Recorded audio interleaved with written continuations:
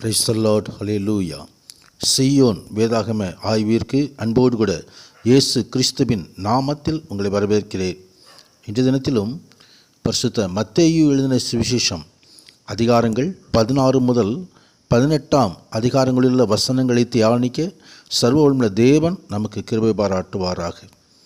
16வது அதிகாரத்திலே பரிசேயரும் சதுசேயரும் வந்து இயேசு கிறிஸ்துவை சோதிக்கும்படி அவரிடத்தில் வானத்திலிருந்து ஒரு அடையாளத்தை தங்களுக்கு காண்பிக்க வேண்டும் என்று சொல்லி கேட்டார்கள். அவரோ யோனா தீர்க்கதரிசியின் அடையாளத்தை தவிர வேறு அடையாளங்கள் கொடுக்கப்படுவதில்லை என்று சொல்லி புறப்பட்டு போனார் என்று வேதவசனம் சொல்லுகிறது. யோனா தீர்க்கதரிசி மீனின் வயிற்றிலே 3 நாள் இருந்தது போல மனுஷகுமாரனும் நமக்காக சிலுவையிலே பாடுபட்டு அடக்கம் செய்யப்பட்டு பூமியின் வயிற்றிலே கல்லறையிலே 3 நாள் இருப்பார் என்பதை இங்கே இந்த வசனங்கள் சுட்டி காட்டுகிறது. பரிசேயர்கள் சதுசேயர்கள் என்னும் புளித்த மாவை குறித்து ஆண்டவர் எச்சரிக்கையாக இருக்க சொன்னார். அநேக பொல்லாத துருபதேசங்கள் புளித்த மாவாய் ஜனங்களிடையே இறங்கிவிடும், மற்ற எல்லோரையும் அது கெட்டுப்போக செய்கிறது. அப்படிப்பட்ட துருபதேசங்களுக்கு பொல்லாத காரியங்களுக்கு விலகி இருக்க வேண்டும் என்று சொல்லி ஆண்டவர் எச்சரிக்கிறார். கர்த்தர் பிரசன்னத்துக்கு மகிமை உண்டாவதாக. அடுத்ததாக பேதுரு, சீமோன் பேதுரு நீ ஜீவனுள்ள தேவனுடைய குமாரனாய் கிறிஸ்து என்று சொல்லி அறிக்கையிடுவதை கூட நாம் பார்க்கிறோம்.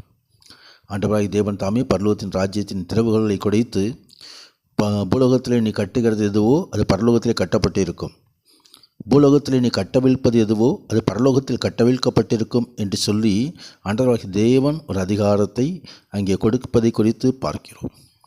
பாதாளத்தின் வாசல்கள் மேற்கொள்ளுவதில்லை. கர்த்தர் பிரசன்னத்துக்கு மகிமை உண்டாவதாக. ஆண்டவராகிய கிறிஸ்துவானவர் தன் சிலுவை மரணத்தையும் அங்கே முன்னறிவிக்கின்றார்.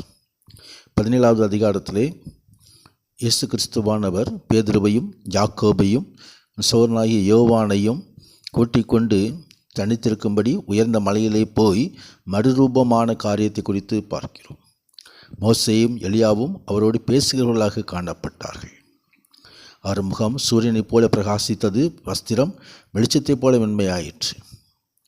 கர்த்தர் பிரசன்னத்துக்கு மகிமை உண்டாவதாக. நாமும் கூட மறுரூபமாகும்படியாக அழைக்கப்படுகிறோம். தேவ சமூகத்திலே ஜெபத்தோடு காத்திருந்து தேவ சமூகத்திலே பரிசுத்தத்தோடு காத்திருக்கும் பொழுது கர்த்தரோடு நம்மை கூட அவர் மறுரூபமாக்குவார். கர்த்தர் பிரசன்னத்துக்கு மகிமை உண்டாவதாக. அடுத்ததாக அதே அதிகாரத்திலே பிசாசு பிடித்த ஒரு இளைஞனை ஆண்டவராய் கிறிஸ்துவானவர் சுகமாக்கினார். சீஷலிடம் கொண்டு வந்தார்கள். சீஷலிடத்திலே அந்த மனிதனை சுகமாக்க முடியவில்லை.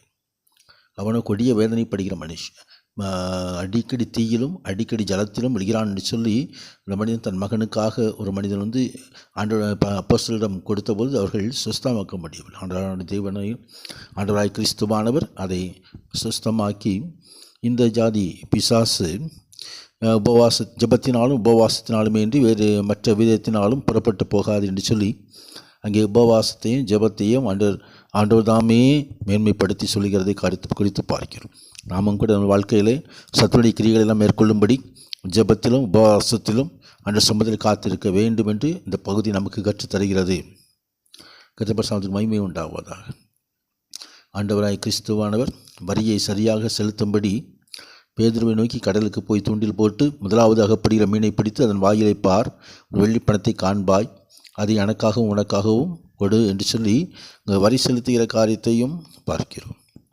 கர்த்தருக்கு மகிமை உண்டாவதாக.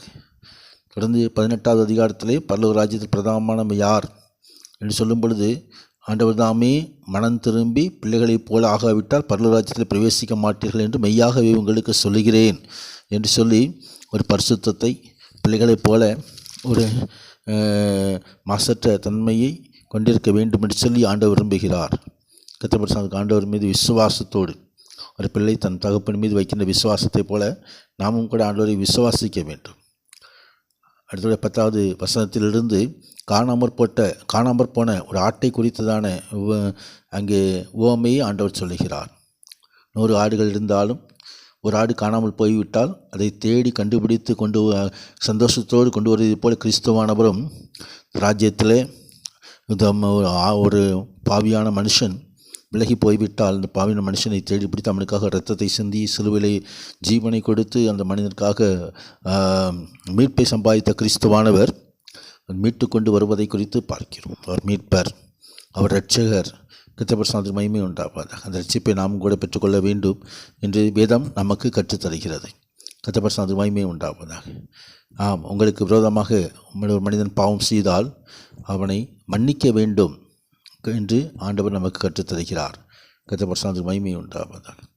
அதே போல இரக்கமற்ற ஒரு வேலைக்காரனுடைய உவமையையும் அங்கே ஆண்டவர் சொல்கிறதை குறித்து பார்க்கிறோம்.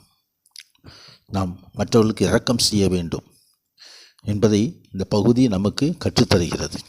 கர்த்தருக்கு மகிமை உண்டாகும். அந்த வசனங்களை தியானிக்கும் போது சர்வ தேவன் தாமே நம்மோடு இருந்து மகிமையான ஆசீர்வாதங்களை நமக்கு அருளி செய்து நம்மை நடத்துவாராக. அவருடைய பரிசுத்த நாமத்திற்கு மகிமை உண்டாவதாக. ஆமேன், ஆமேன்.